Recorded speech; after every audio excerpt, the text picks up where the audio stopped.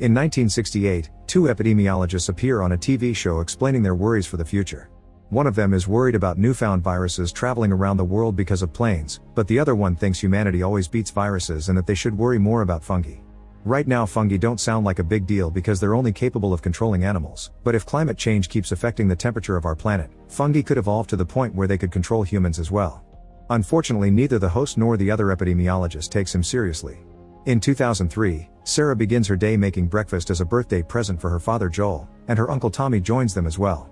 While they eat, they hear on the radio that there have been some disturbances in Indonesia. Before leaving for school, Sarah secretly searches Joel's drawers to take his broken watch and some money to fix it, although she can't help but be curious about a knife her dad has hidden as well. When their family leaves the house, they find their neighbor Danny taking care of his Nana, who lives in a catatonic state in her wheelchair. Danny tells them they haven't visited in a while, so Joel makes up an excuse about being busy but promises Sarah will come by later. Later after class, Sarah goes downtown to get Joel's watch fixed. While the clocksmith is working on the watch, his wife suddenly shows up looking quite scared and closes the shop 4 hours later. The clocksmith doesn't understand what's going on, but he hurries to finish his work so Sarah can leave. Afterward, Sarah visits her neighbors, and Danny's wife Connie shares some cookies while Sarah pets the dog Mercy. Sarah comments that she saw lots of police and trouble on the road on her way here, but Connie hasn't heard anything on the news. The house has a big DVD collection and Sarah is so busy browsing it that she doesn't notice Nana having a strange kind of seizure even if she isn't supposed to be able to move. Sarah chooses one of the movies to borrow, and on her way out, she notices Mercy staring at Nana curiously. When she goes home, Sarah notices a bunch of army planes flying really low over the town. Later she hears on TV that there has been a rash of violent incidents across the city, but the police blame it on a new illegal upper hitting the streets. The TV is quickly turned off when Joel comes home and Sarah gives him the fixed clock as a birthday present. The movie she borrowed from Connie is also one of Joel's favorites, so they decide to watch it together as part of the birthday celebration, although Sarah falls asleep. Out of a sudden, Tommy calls Joel to ask him to bail him out of jail. He got arrested when he was in a bar and some guy suddenly went crazy, starting a fight for no apparent reason. Joel puts Sarah in bed and leaves in his truck. 3 hours later, Sarah wakes up when she hears lots of noises outside, helicopters, screaming, and general disturbances. She leaves the bedroom and when she can't find her dad, she turns on the TV, only to find a national alert signal telling citizens to stay indoors. Suddenly a thud at the window startles Sarah. It's Mercy, who is incredibly scared. Sarah goes outside to calm him and tries to take him home, but Mercy whines and struggles against her hold until he frees himself from the collar and runs away. Not understanding why the dog would hate his own home, Sarah goes to check on the neighbors and finds the door open. She enters the house, and because all lights are out, Sarah doesn't notice the blood on the floor until she steps on it. The blood trail comes from Danny, who is wounded on the floor and begging for help. Sarah comes closer thinking he had an accident and is shocked to find Nana feeding on a dead Connie. Nana has some weird fungi coming out of her mouth and when she notices Sarah, she tries to attack her too, so Sarah runs out of the house. At that moment, Joel and Tommy arrive in the truck. Nana is coming out of the house too, and Joel doesn't hesitate to kill her, explaining they've seen people losing it like this downtown and the only solution is to protect themselves. The family leaves in the truck, and Joel tells Sarah that they say it's some kind of virus or parasite.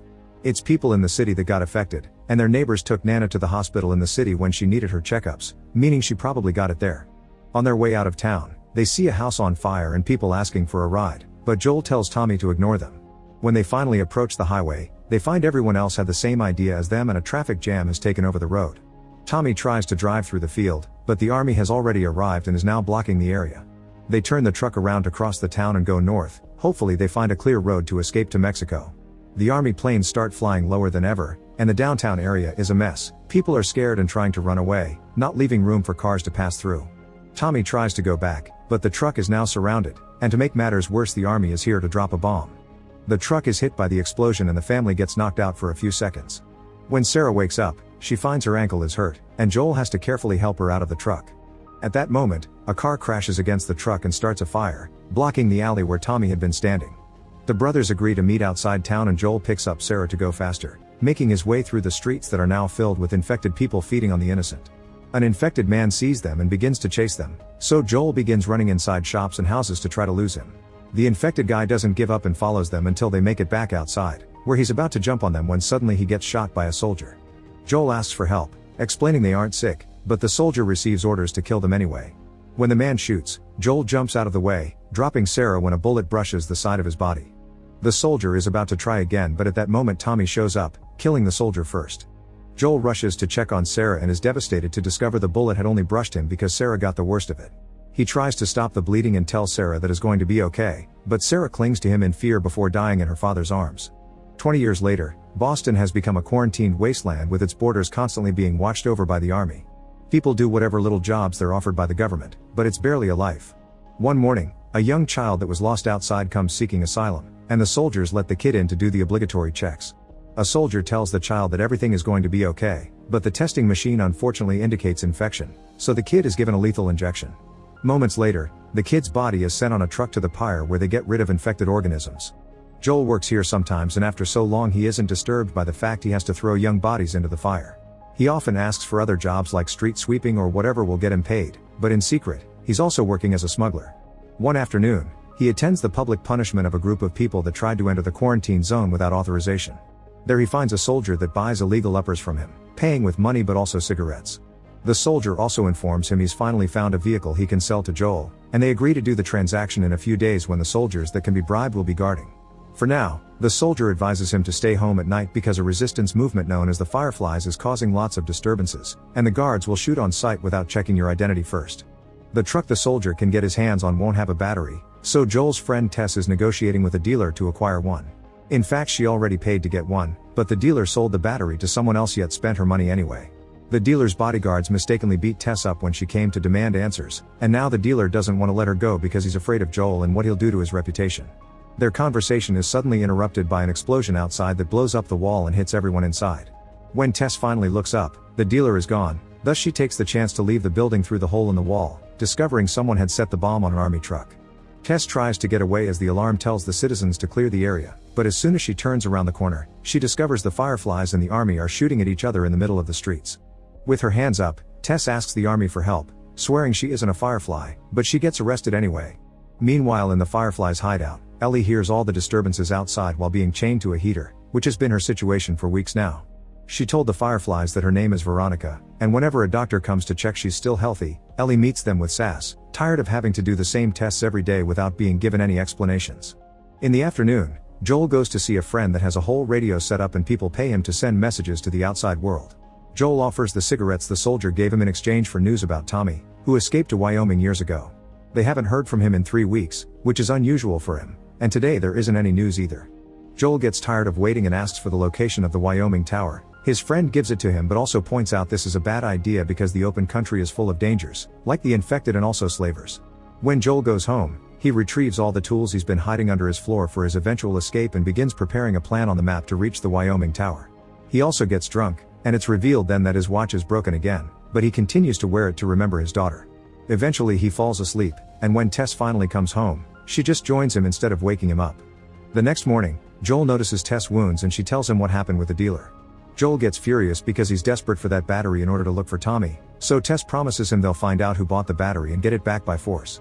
In the meantime, in the Fireflies' hideout, leader Marlene is being questioned by her followers. They want freedom and democracy as much as she does, but they don't understand why they have to play guards for a random girl chained in a room and why they keep blowing up meaningless army targets, which is causing them to lose people. Marlene explains the targets weren't random, they're keeping the army distracted and away from their hideout because tonight, they're leaving for good in order to take Ellie west to the radio tower in Salem. She shows her follower the reason why Ellie is so special on a piece of paper, instantly gaining her loyalty to the cause. Joel and Tess go to the market to pay off some informants that tell them about the location of the battery, and they agree to enter the building through a hidden tunnel to take the buyers by surprise. Meanwhile, Ellie keeps on trying to break the heater she's chained to no avail.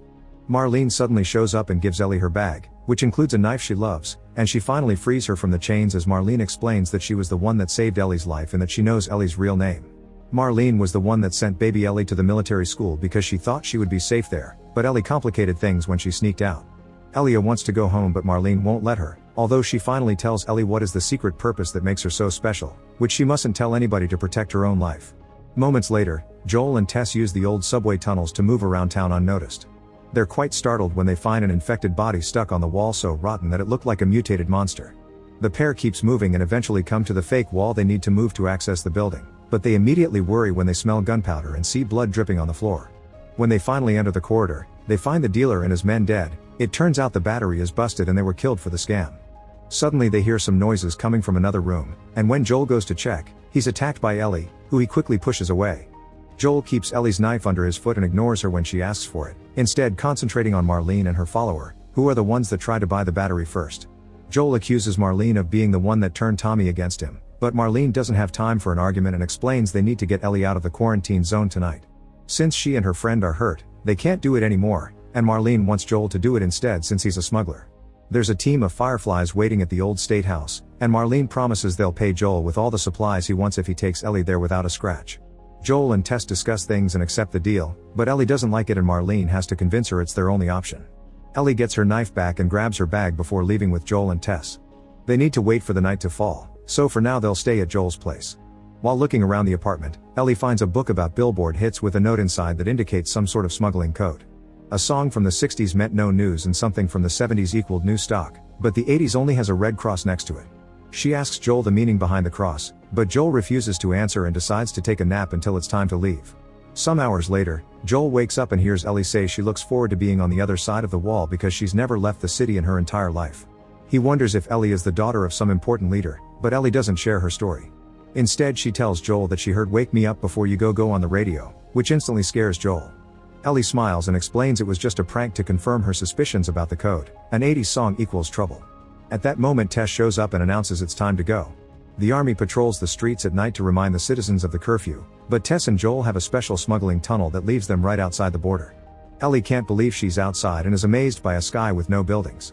The trio sneaks around, hiding behind trash or inside pipes not to be found by the army lights, but when they turn around an old wall, they bump into a soldier that is relieving himself. The man immediately makes them fall to their knees, ignoring Tess' bribe offer, and he uses a testing machine to check if they're infected. Joel and Tess are fine, but when he approaches Ellie, she stabs his leg with her knife. The soldier points his weapon at Ellie intending to kill her, and Joel is reminded of the night he lost Sarah. Triggered by the memory, Joel jumps on the soldier and beats him up until he's dead while Ellie watches. Tess picks up the soldier's testing machine and is shocked to discover Ellie is infected, showing it to Joel with fear in her voice. Ellie immediately jumps in to show the marks on her arm that prove she's had the infection for days but it hasn't spread, meaning she's immune and she won't turn. They can hear the army coming closer, so they decide to leave this discussion for later and escape through a hole in the fence, finally leaving the city behind for good. Meanwhile in Joel's apartment, the radio starts playing the 80s hit "Never Let Me Down Again." Make sure to subscribe and turn on notifications so you can watch more videos like this. Thanks for watching.